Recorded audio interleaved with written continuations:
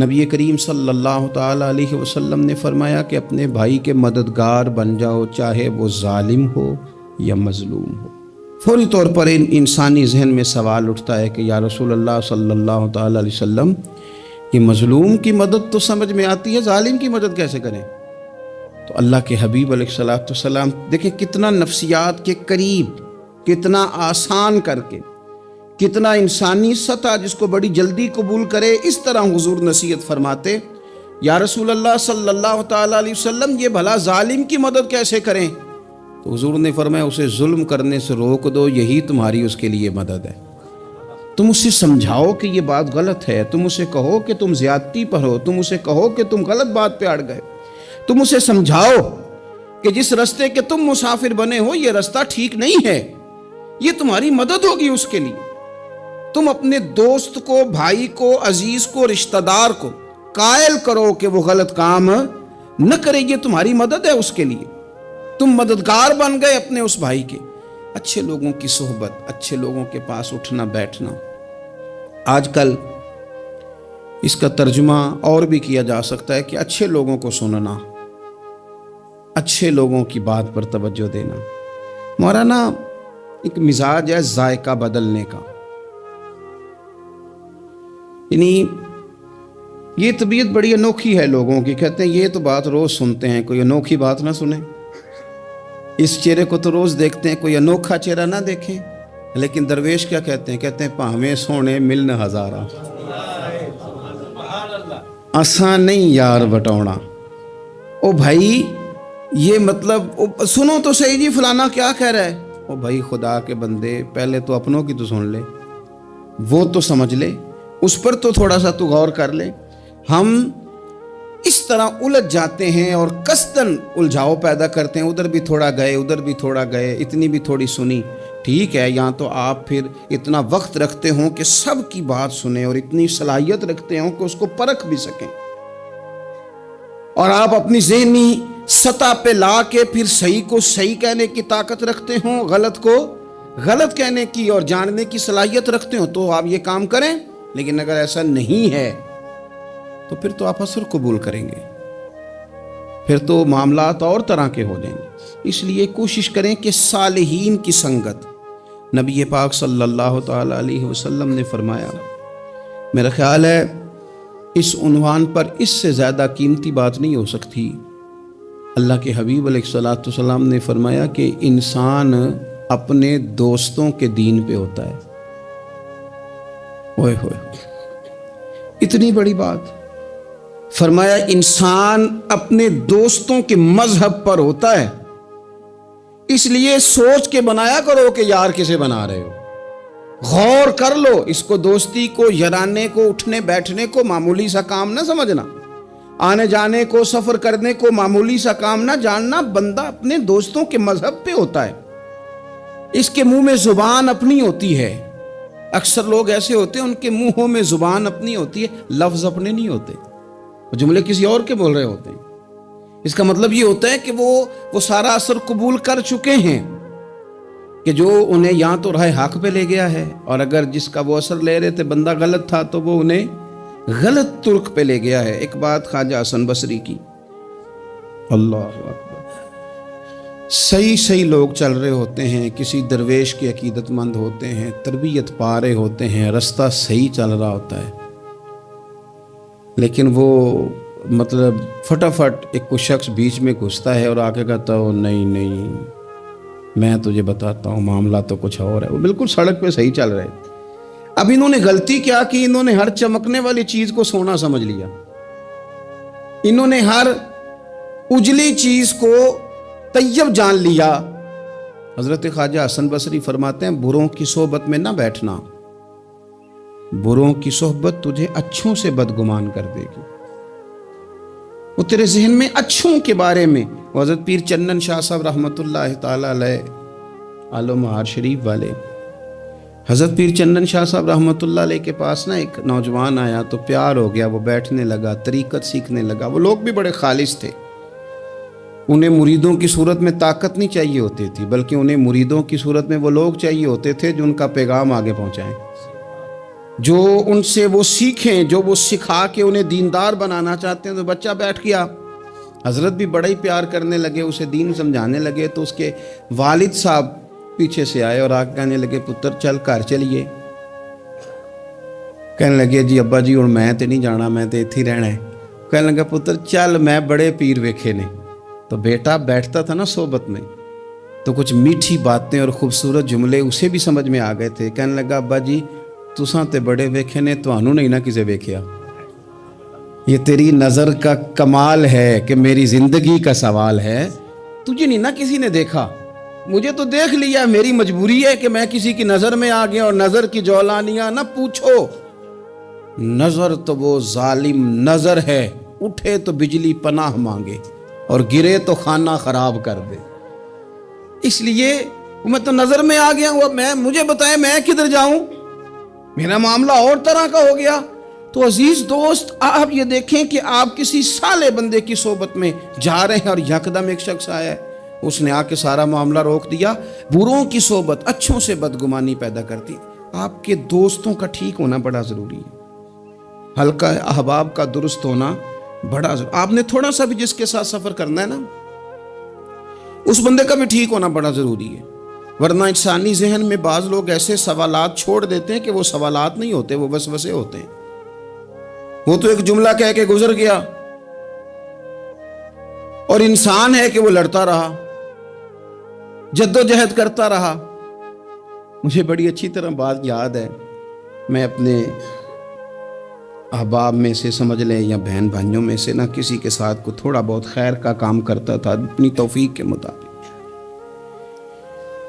تو ایک دن میں دوبارہ سے اسی سلسلے میں اپنی خدمت کے لیے حاضر ہوا تھا، تو میں واپس لوٹا تو ایک صاحب مجھ سے کہنے لگے کنا کچھ تو سائیں پار چانا ہے،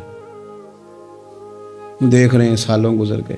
میں آپ کو اپنی بات بتاتا ہوں، تو واقعی میرا ذہن الجھنے لگ گیا۔ واپس آنے تک میں نے کہا یار یہ کب تک، یعنی کہ تو ہر روز کوئی نہ کوئی بات سنا دیتے ہیں کہ فلانی بھی مجبوری ہے، فلانی بھی، کب تک یہ کرنا ہے؟ میرا ذہن خاصا الجھ گیا اور میں بڑی عجیب سی کیفیت میں چلا گیا۔ میں اسی پریشانی کے عالم میں تھا کہ میں نے طبقات امام شورانی کھولا، ویسے ہی بائی دوے تو سامنے ایک بزرگ کا کال آ گیا۔ وہ کہنے لگے یاد رکھنا بندے بندوں کے محتاج نہیں، بندے رب کے محتاج ہیں، اور اگر کوئی بندہ کسی کا بھلا کرتا ہے نا تو بس اللہ نے اس کی ڈیوٹی لگائی ہے، باقی دے اللہ ہی راہ ہے۔ بندے بندوں کے محتاج، اگر کوئی بندہ کسی کو کچھ دیتا بھی ہے تو وہ اللہ کی دی ہوئی ڈیوٹی سر انجام دیتا ہے۔ بندے او ہو میرا تو رو رو کے برا حال ہو گیا، اور میں نے کہا تو کیا سوچنے لگ گیا تھا، تو کچھ ہے؟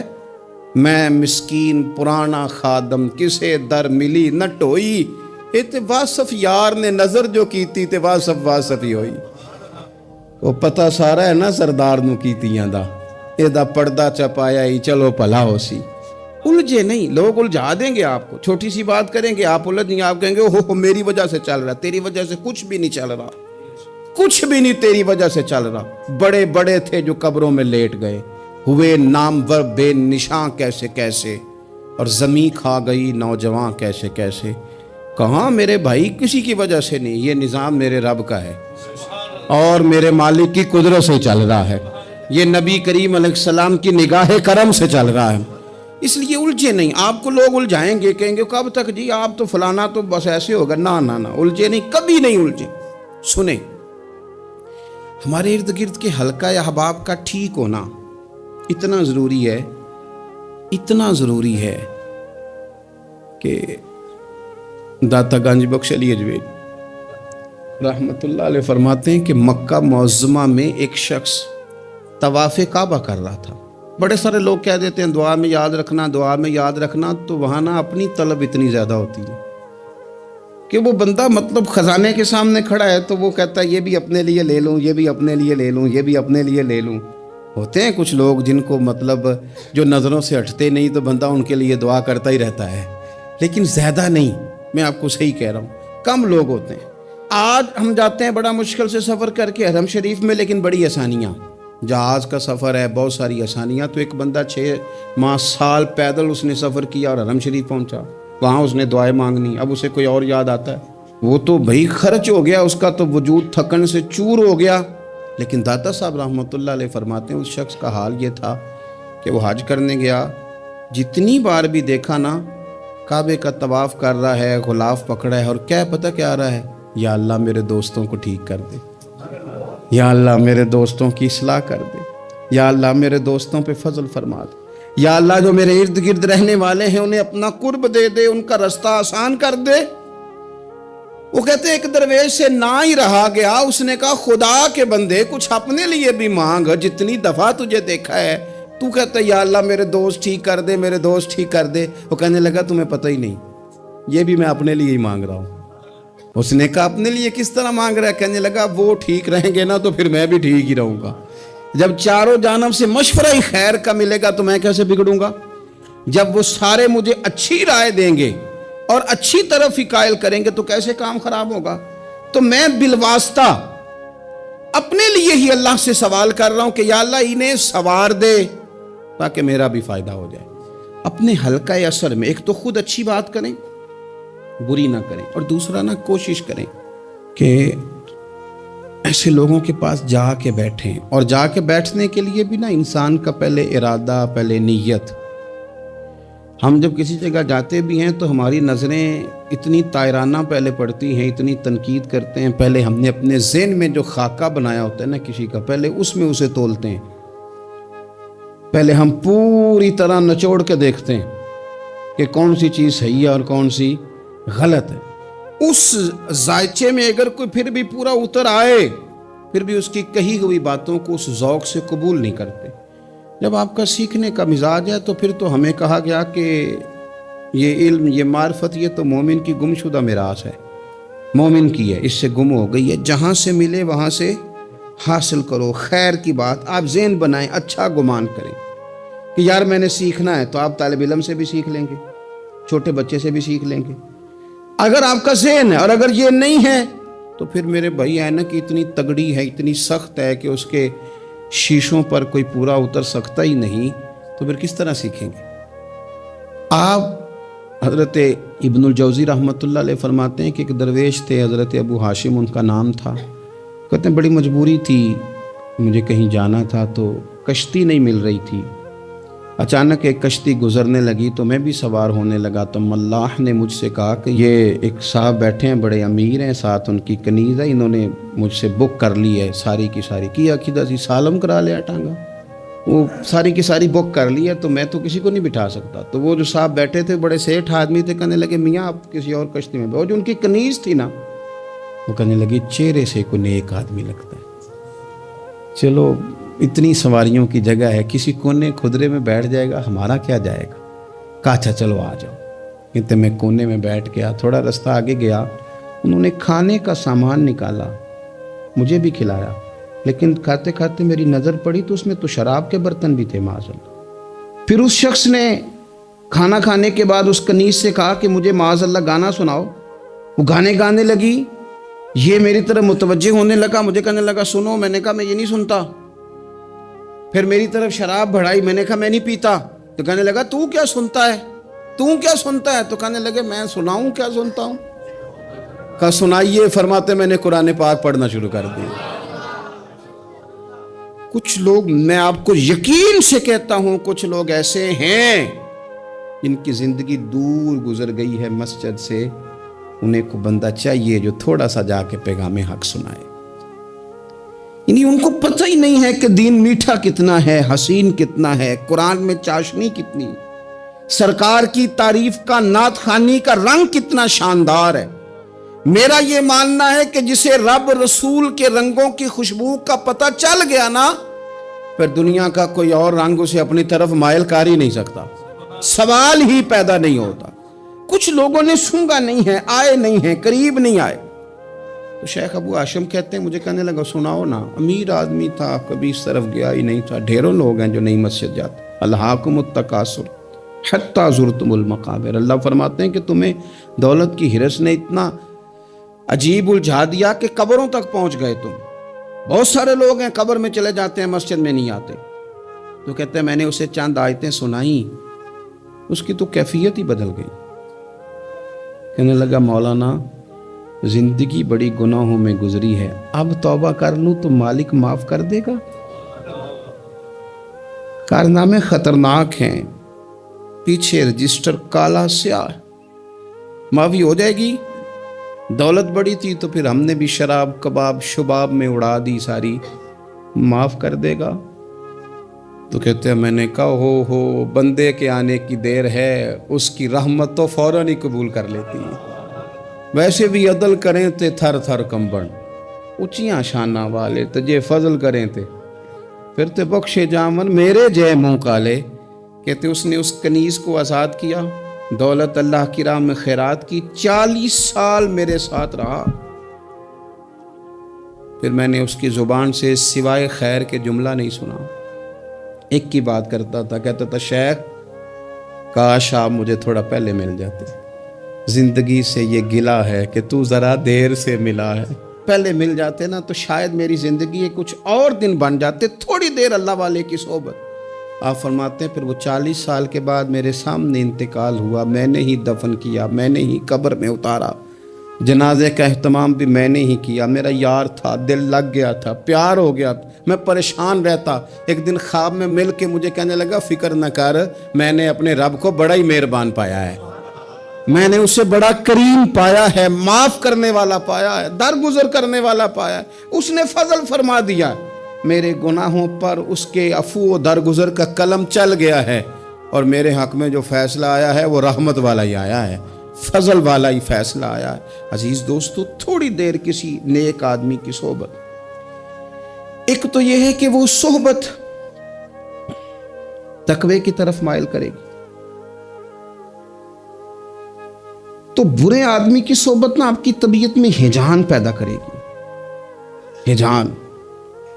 وہ لوگ ہی ہوتے ہیں جو مل کے کہتے ہیں چھوڑ ساری دنیا داری ہے، پیسے ہوں تو سارے ٹھیک ہیں، یہ لوگ ہی ہیں جو یہ سبق بھی پڑھاتے ہیں، وہ لوگ ہی ہیں وہ کہتے ہیں چھوڑ یار، کون سے درویش کون سے مولوی کون سے دیندار سب اسی طرح کے ہی ہیں، یہ لوگ ہی ہیں جو کہتے ہیں چھوڑو میاں تم کس چکر میں پڑ گئے، ابھی تو اتنی عمر پڑی ہے۔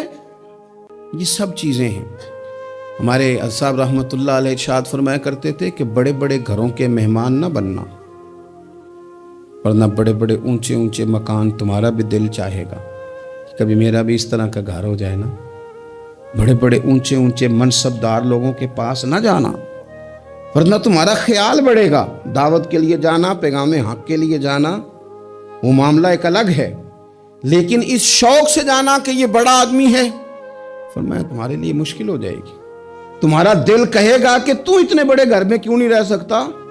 اور پھر میں نے یہ بھی دیکھا ہے کہ بڑے بڑے خیر والے لوگ تھے لیکن صحبت بری مل گئی، لوگ نہیں ٹھیک مل سکے، مشیر نہیں ٹھیک مل سکے، معاونین نہیں ٹھیک مل سکے، رستے میں رہ گئے۔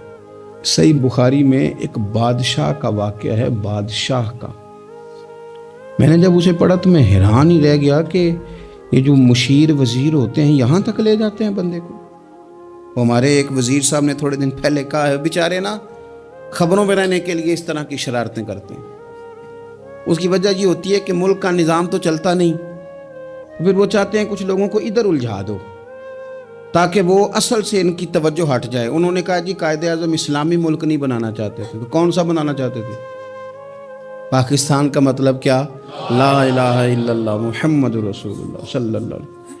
میں آپ کے جواب میں صرف اتنی بات کہوں گا کہ جو پاکستان بنانے والے تھے نا وہ آپ کی طرح کے لوگ نہیں بنانا چاہتے تھے، آپ کی طرح کے لوگوں کے حوالے نہیں کرنا چاہتے۔ ہمارے لیڈروں کا یہ حال ہے کہ اس طرح کے لوگوں کو مشیر بنا لیتے ہیں، وزیر بنا لیتے ہیں، یہ کتنی رکاوٹ پیدا کرتے ہیں، کتنی تباہی کرتے ہیں۔ دیکھیے بخاری میں موجود ہے، ہرقل بادشاہ نے حضرت ابو سفیان رضی اللہ تعالیٰ عنہ جو اس وقت ابھی کلمہ نہیں پڑھتے تھے ان کو بلا کے نبی پاک علیہ السلام کے بارے میں ساری باتیں پوچھی، ایک ایک بات اس نے حضور کے بارے میں پوچھی، اور آخر میں یہ بھی پوچھا کہ کیا انہوں نے معاذ اللہ کبھی جھوٹ بولا ہے؟ ابو سفیان کہنے لگے نہیں، قربان جاؤں میری مخالفت اپنی جگہ پہ، لیکن وہ میرے سامنے پیدا ہوئے ہیں، 40 سال کی عمر میں اعلان نبوت کیا ہے، ان کی گود میں بیٹیاں کھیلتے میں نے دیکھی ہیں، ان کے مقدس بال میرے سامنے سفید ہوئے ہیں، محبوب نے جب بھی بولا حق اور سچ ہی بولا ہے۔ اس کی نہ طبیعت میں دین اتر گیا بادشاہ کی. اس نے اس کے جواب میں بڑا خوبصورت جملہ کہا. کہنے لگا جس نے بندوں سے کبھی جھوٹ نہیں بولا وہ یہ جھوٹ کیوں بولیں گے کہ میں اللہ کا رسول بن کے آیا. اس کی طبیعت تسلیم کر گئی کہ نبی پاک علیہ الصلوۃ والسلام سچے اور آخری نبی ہیں. اور اس نے اظہار بھی کیا. کہنے لگا مجھے یہ تو امید تھی کہ اللہ کے آخری محبوب علیہ السلام اپنی شانوں، عظمتوں، رفعتوں، بلندیوں سمیت تشریف لانے والے ہیں، پر یہ نہیں پتا تھا کہ وہ اہل عرب میں سے آئیں گے. اس نے کہا میں جلدی سے حاضر ہو کے نا حضور کی اطاعت قبول کرتا ہوں. لیکن بادشاہ تھا نا، بڑا آدمی جو ہوتا ہے نا وہ اپنے ماحول کو ذرا تھوڑا ساتھ لے کے چلنا چاہتا ہے. تو بادشاہ نے بھی نا اپنے جتنے اس کے وزیر مشیر تھے ان کو بلایا اور اپنے محل میں دعوت دی. ذرا انداز دیکھیے گا. اور خود بالا خانے کے اوپر چڑھ گیا، دروازے بند کر لیے اور اوپر چڑھ کے نا انہیں بالا خانے سے جھانک کے کہنے لگا تمہیں بھی پتہ چل گیا، مجھے بھی پتہ چل گیا اللہ کے آخری رسول تشریف لے آئے صلی اللہ تعالی علیہ وسلم. اب میرا خیال ہے کہ ہماری اور تمہاری بہتری اور بقا اسی میں ہے کہ ہم بیٹھے نہ رہیں، جلدی سے جا کے محبوب پاک کے دامن کو تھام لیں، حضور کی فرما برداری قبول کر لیں. اب جب بادشاہ نے یہ بات کی تو وہ جو وزیر تھے، مشیر تھے، ان کی حالت اتنی خطرناک ہو گئی کہ وہ تو دروازوں کی طرف دوڑے کہ کھولیں گے اور نوچ لیں گے بادشاہ کو. یہ کیا کہہ رہا ہے معاذ اللہ.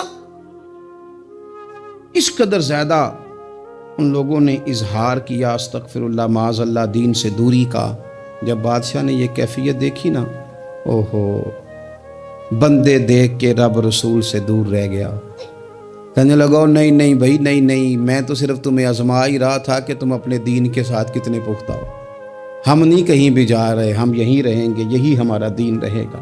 ان وزیروں نے، مشیروں نے، دوستوں نے، قریبی لوگوں نے رسول اللہ کی غلامی میں نہیں آنے دیا.